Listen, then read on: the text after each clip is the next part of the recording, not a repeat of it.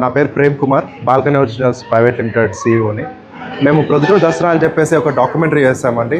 38 నిమిషాల విడిదిలో మన ఊరు సాంప్రదాయం, మన ఊరి గౌరవం అందరికీ ప్రపంచం మొత్తం తెలియాలని మేము డాక్యుమెంటరీ చేస్తాము.